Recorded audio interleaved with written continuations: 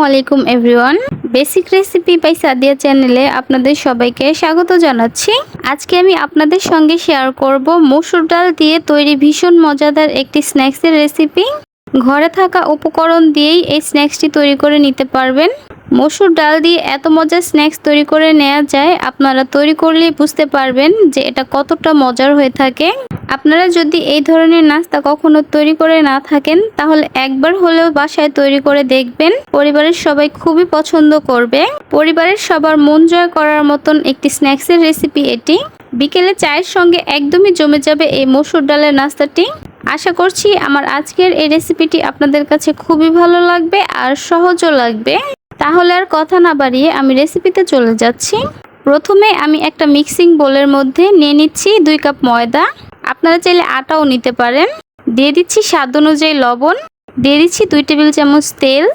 এবার এই সব কিছুকে একসঙ্গে খুব ভালোভাবে মিশিয়ে নিচ্ছি। এরপর আমি এখানে নর্মাল তাপমাত্রার পানি দিয়ে সফট একটা ডো তৈরি করে নিচ্ছি। পানিটা আমি একসঙ্গে দিচ্ছি না, আমি অল্প অল্প করে পানি দিয়ে ডো তৈরি করে নিচ্ছি।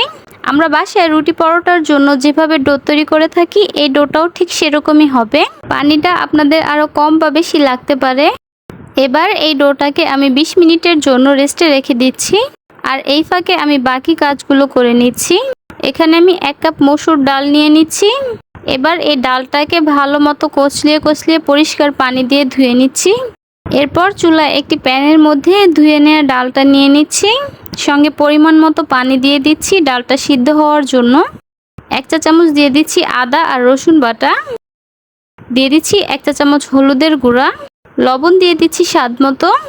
এবার এগুলোকে মিক্স করে ভালোভাবে সিদ্ধ করে নিব। ডালটা বলক আসার পর ঢাকনা দিয়ে ঢেকে চুলার আঁচটাকে একদম কমিয়ে রেখে ডালটাকে খুব ভালো মতো সিদ্ধ করে নিয়েছি। এমনভাবে ডালটা সিদ্ধ করতে হবে যেন ডালটা নিচ থেকে পুড়ে না যায়।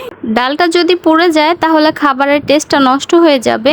দেখতেই পাচ্ছেন ডালটা খুব ভালো মতো সিদ্ধ হয়ে গেছে। এখন আমি ডালটাকে চুলা থেকে নামিয়ে নিচ্ছি। ডালের স্বাদ বৃদ্ধির জন্য আমরা এটাকে আবারও রান্না করব। এর জন্য নিয়ে নিচ্ছি 2 টেবিল চামচ তেল, দিয়ে দিচ্ছি 2 টেবিল চামচ পেঁয়াজ কুচি আর 1 টেবিল চামচ দিয়ে দিচ্ছি কাঁচামরিচ কুচি। ঝালটা যদি আপনারা কম বা বেশি খান তাহলে কমিয়ে অথবা বাড়িয়ে অ্যাডজাস্ট করে নেবেন। এবার এগুলোকে একটু ব্রাউন কালার করে ভেজে নিব। এবার আমি এখানে দিয়ে দিচ্ছি 1 চা চামচ টালা জিরার গুঁড়া, দিয়ে দিচ্ছি 1 চা চামচ চিলি ফ্লেক্স। এবার এগুলোকে একটু মিশিয়ে নিয়ে এর মধ্যে দিয়ে দিচ্ছি আগে থেকে সিদ্ধ করে রাখা মসুর ডাল। এখন মসুর ডালটার সঙ্গে সবকিছু খুব ভালো মতো নেড়েচেড়ে মিশিয়ে নিচ্ছি। খেয়াল রাখতে হবে এটা নাড়াচাড়া করতে করতে তলানিতে যেন পুড়ে না যায় বা ধরে না যায়। আমি প্রথমে ডালে যে লবণটা দিয়েছিলাম তাতে কিন্তু লবণটা একদম পারফেক্ট হয়েছে, তাই পরবর্তীতে আর লবণ দেওয়ার প্রয়োজন হয়নি। তবে আপনারা অবশ্যই লবণটা চেক করে নেবেন। এখন দিয়ে দিচ্ছি চটপটির মশলা 2 চা চামচ। আপনাদের হাতের কাছে যদি চটপটির মশলাটা না থাকে তাহলে দোকানে যে ম্যাগি ম্যাজিক মশলাটা কিনতে পাওয়া যায় সেটা দিতে পারেন। চটপটির মশলাটা খুব ভালো মতো মিক্স করা হয়ে গেলে আমি চুলাটাকে অফ করে দিচ্ছি। এ পর্যায়ে 1 মুঠ পরিমাণ ধনেপাতা কুচি দিয়ে খুব ভালো মতো মিশিয়ে চুলা থেকে নামিয়ে নিব। এদিকে আমার ডোটা 20 মিনিট পর অনেকটাই সফট হয়ে গেছে। এবার এই ডোটাকে আরও মিনিট খানেক একটু মথে নিচ্ছি, এতে করে ডোটা অনেক বেশি সফট হবে। এরপর এই ডোটাকে 2 ভাগে ভাগ করে নিচ্ছি। এখানে আমি একটা লেচি নিয়ে নিয়েছি এবং এর উপর থেকে কিছুটা ময়দা ছিটিয়ে দিচ্ছি। তারপর বেশ বড়সড় করে একটা রুটি বেলে নিচ্ছি। রুটিটা কিন্তু বেশ পাতলা বা বেশ মোটাও না। এবার এই রুটিটার উপরে আগে থেকে তৈরি করে নেওয়া অর্ধেক মসুর ডালের মিশ্রণটা দিয়ে দিচ্ছি। ডালের এই মিশ্রণটাকে পুরো রুটিটার চারপাশে খুব ভালো মতো ছড়িয়ে দিচ্ছি। এবার এই রুটিটাকে এক পাশ থেকে রোলের মতো করে মুড়িয়ে নিচ্ছি। রোল করা হয়ে গেলে এটাকে আমি ছোট ছোট পিস করে কেটে নিচ্ছি। এবার এটাকে হাত দিয়ে একটু চাপ দিয়ে দিতে হবে। এইভাবে আমি সবগুলো নাস্তা তৈরি করে নিয়েছি। এবার এগুলোকে ভাজতে চলে যাচ্ছি। এর জন্য কিন্তু ডিম লাগবে। একটা বাটিতে 2টা ডিম নিয়ে একটু লবণ ছিটিয়ে এটাকে খুব ভালো মতো ফেটিয়ে নিয়েছি। তারপর এই ডিমের মিশ্রণের মধ্যে নাস্তাগুলোকে চুবিয়ে গরম তেলে ভাজতে হবে।